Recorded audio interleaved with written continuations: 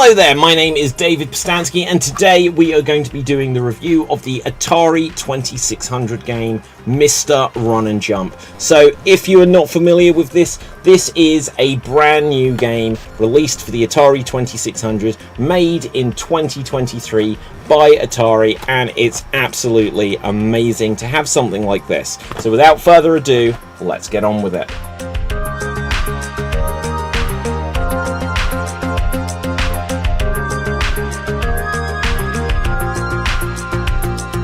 So, for Mr. Run and Jump, let's tell you a little bit about what the game is, what I think's good about it, whether or not you should pick it up. This is available in the UK at least on Amazon, and I believe it might be an amazon.co.uk exclusive. I'm sure you can order it in the States, maybe on Amazon, but certainly from Atari directly. And you may be aware that there is a version of this which is on platforms like the PC, on the Switch, on the Atari VCS, and maybe some other platforms. I'm not sure. It may be on PS5 and stuff like this as well. And that version is kind of like the Atari Recharged games, if you're familiar with them. So Atari made games like Pong and Breakout and Centipede, and they were games on the Atari 2600, otherwise known as the original Atari VCS, not the modern one from about 2020 or 2021. And they were games which are obviously very simple. The Atari Recharged series took those basic ideas and it kind of gave them lots of neon lights, so they still look retro, but they absolutely look modern as well. But they look modern retro, so it's not like big 3D graphics like how they updated Legend of Zelda or Super Mario 64, suddenly took Mario Brothers from the NES and went all 3D. These still look like retro games, but they've got lots of particle effects and looking neon and stuff like this, and they're very cool. But this is the complete opposite, because Mr. Run and Jump, I believe, came out first on modern platforms, the Switch, the Atari VCS, and so on and so forth, and now this version is basically a demake. And maybe this one came out, but they came out so close to each other, so even if this one came out first, they both basically are that they released an old school style game and a modern game at around the same time.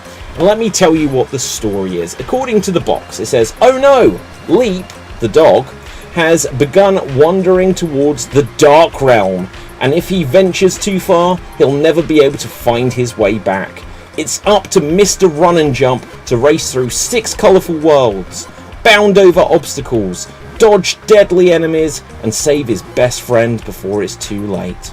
Now, the interesting thing on the back of the box here is where it's got it written in English with the UK flag there. It then says single player, and then when it says about what consoles it's compatible on, it's written, I believe, in French. So they made a little bit of a blooper there, I guess.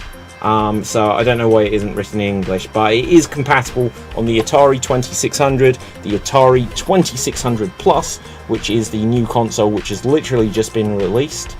And do check out, because I'm going to have a full review of that console as well. And it's also compatible on the Atari 7800.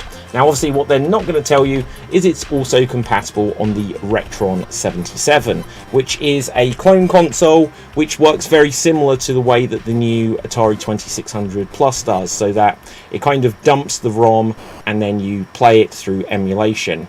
And this works on that. I have tested this both on the Atari 2600 Plus and on the Retron 77. I could do a test of this on the Atari 7800, but I literally thought of that right now as I'm speaking, and to be honest, I'm not going to do that. But I might put in the comments later if I do that and find out it doesn't work, but I'm sure it will. Now, the character Mr. Run and Jump, he kind of looks like weird. Look at him on that box there. Now I know my green screen's playing a little bit of havoc with us, but he kind of reminds me of the evil hand from Super Smash Brothers that you have to fight. And sorry, just knocked my microphone there. So the evil hand from Smash Brothers that you fight kind of looks like this guy running around, or like Glover. He kind of looks like Glover. I think Glover was like a glove that would run around. And basically he looks like, here is like a 3D render of the 2D pixels that he looks on the Atari 2600 game.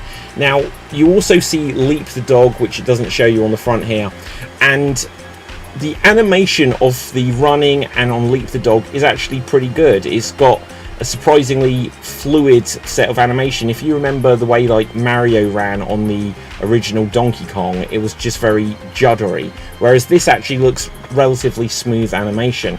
Now, in terms of the rest of the graphics, there really isn't much going on here. It is incredibly simple and basic looking.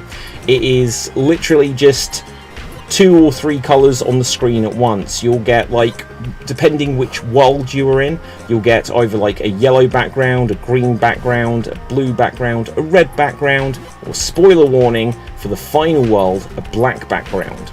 And you'll see like 2 tones of that color. So let's give the example of the blue world. You'll have like a light blue, which is the background, and you'll have a darker blue, which is the platforms that you can jump around on. You then may see some things in black, which will be like ladders or like some obstacles, and then it might even be like a third tone of the same color, like blue, for example. That is some of the enemies that you have to jump over and dodge. Now, this is kind of, it's not a scrolling platformer. It's a 2D platformer, but you run off the edge of a screen and then you start on a new screen, and each screen is kind of like its own little puzzle.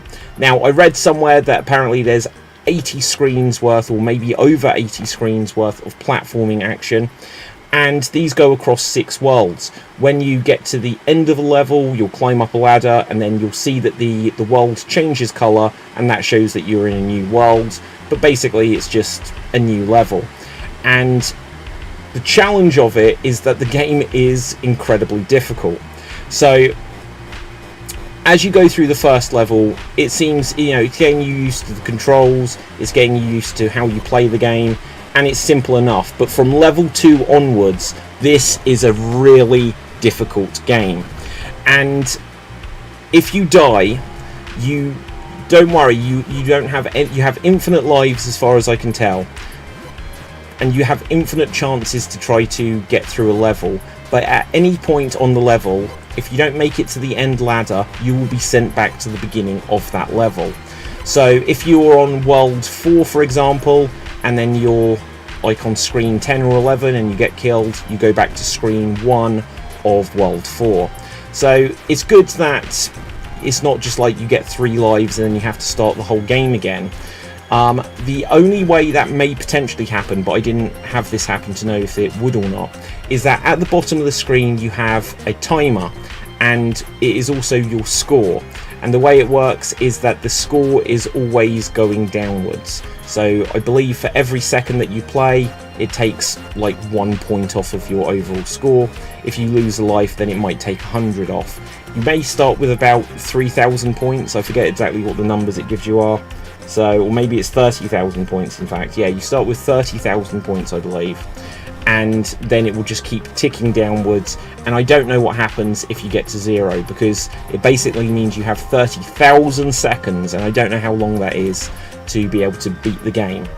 Now, I can imagine this is going to be a game which is great for speedrunners, just because once you've learned all of the jumps that you need to make and the timing of things, you'll probably be able to whip through this game quite quickly.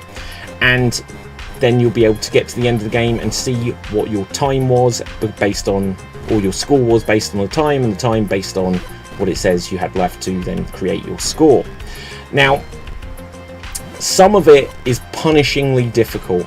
Sometimes there'll be jumps that, you need to kind of half hover over the edge of a platform to be able to make the jump. Sometimes there'll be pits that you fall into and you cannot escape them. The only way to escape will be to run into a spike or an enemy down there, which will then kill you and take you back to the beginning of the level. One thing that's good about that is that even if it seems like you get stuck, but it will always give you a way to get killed, so it will restart the level. So you're never at risk of the game just completely locking up. But you might think, well, I didn't die and I'm just in this pit, but there is sometimes absolutely no way out. So then you do have to go back to the beginning of a level. Now, I have gone all the way through this game, but I'm going to admit something. Because I have a Retron 77, yes, you probably can tell what I'm going to say with this. If you have a Retron 77, you can use save states. So I was playing this on my brand spanking new Atari 2600 Plus, and I was playing until about 2 AM last night. Don't know why I was playing that late, but it kind of beat me, just because I knew there were 6 worlds. I was on world 4, and I was like, well, I can't save, so I'm going to have to switch this off. Now luckily, because you have to learn basically every jump, you get quite good at it. And so when I then played this morning on my Retron 77, I could quickly get back to where I was and give myself that important save, so that if I got killed, I could just go back. Now my plan was that, well, I'll just be able to go back to the beginning of the stage if I so need to. But then stage 5 was quite hard, and stage 6 was so difficult that literally I was like, look, I'm reviewing this game, you know, I can admit to anyone watching or listening that I used a couple of save states, but I want to see the end of the game so I can give a full review of the story, which, you know, it's so sweet. It's you get like an end screen that says well done, you know, spoilers, but it's an Atari game, so what do you expect? There's no big cutscenes or anything.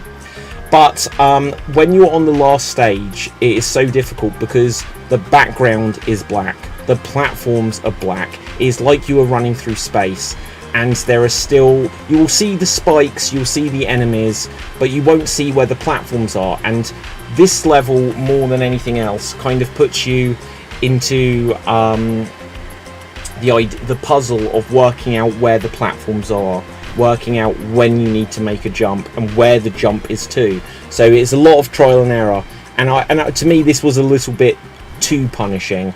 If someone's just really going to sit there day after day and work out the puzzle mechanics of an Atari 2600 game, all power to them. I love my retro games, but to me I was like, this is a modern sensibility of, you know, the clever layout, which I don't think we'd have had on many games back in the day, but the trial and error aspect of it I felt was a little bit too much, which, if you can't do save states, I think most people wouldn't complete this game, because you might have to go through 10 or 11 screens just to be stuck in a black void thinking, well, I can jump this way, but then a bad is going to hit me. And realistically, when you were back over here, you needed to jump that way instead of this way, which seemed more logical, and it's like there's a secret platform that takes you along the top. Being able to work that out without the save states, I think, would be quite a challenge, and I'll see if I can actually put together a video which is something of a player's guide, if people would like that, just because I have figured all of this out. But yeah, the last world, I probably used, I don't know, 20 save states to puzzle this one out, whereas stage 5 I maybe in the end gave myself 1 or 2 extra checkpoints. And, you know, stage 1 to 4, they're challenging, you can get through them, but I think 5 starts to really put on the pressure, and world 6 is near impossible without the save states. But if you're awesome at it, then great for you. What else to tell you about this game? The controls. Now here's an interesting thing. It's called Mr. Run and Jump, and to me that makes me have the imagination that you run and jump, and that is part of the skill set that you have to build up. In my experience, I think that if you jump from a standing position, it's the same as if you make a run and then jump. So I don't think you need to be doing loads of long jumps, just because a regular jump from a still position means that you can get into the correct position and then make the jump. I'll give you this example, perhaps I'll be able to bring it up on the screen this specific moment. There's like a platform with 2 thwomps, because they are absolutely thwomps. Or is it not the thwomps? It may be like the ghosts, like whatever it is. But there are 2 bad guys, and they go up and down the screen. It kind of drives you crazy in the end. And in fact, just as a segue there, when you get to the latter levels, like the last couple of levels, like the red one in particular, you see like 4 or 5 objects on screen which are just flickering in that old-fashioned Atari way. And I was like, this is going to give me a migraine, or if I was epileptic, I don't know how I could cope with it. But I'm going to trust that they know what the level is, where I don't think it gives a warning, epilepsy warning on the box. Maybe it does. But anyway, so there's these 2 things that are coming up and down the screen, and one of them you know, you time it and you make a short jump over the top of it, and then there is like a big gap, and it's like, right, I'm gonna have to make a run and jump to be able to make it. And the amount of times I had to restart that level just to try to make that run and jump. And so then timing at what point you press the jump button towards the edge of the platform, and also where on the screen the bad guy is going up and down, was just an absolute nightmare. Until I realised that if you stand right so that you're hanging over the edge of the platform, you could just time the bad guy's position the same as you could the previous one and just get over it, because you can make it from a jump from a standing position. And I think that's true of all of the enemies and obstacles in the game, so you don't need to take a run and jump as one thing. So in that sense, the name Mr. Run and Jump feels a tiny bit misleading. So one thought I do have about the controls is that with the Atari 2600 Plus controller, which obviously I've just got this the same time I got the game, it was brand new, I felt that it was quite stiff, and I was having a little bit of a difficult time getting the fine detail of climbing up ladders and manoeuvring Mr. Run and Jump so he didn't jump into enemies or keep running into them. And for me, I did find that a little bit challenging. I think this is a game that would be better played with a D-pad on a gamepad. So unfortunately for me, I didn't have a gamepad that I could get working with it. I do have a Sega Master System gamepad, and I couldn't quite get it working. The D-pad went sticky, so I'm going to try to fix that, but didn't have time to fix it in time for the review.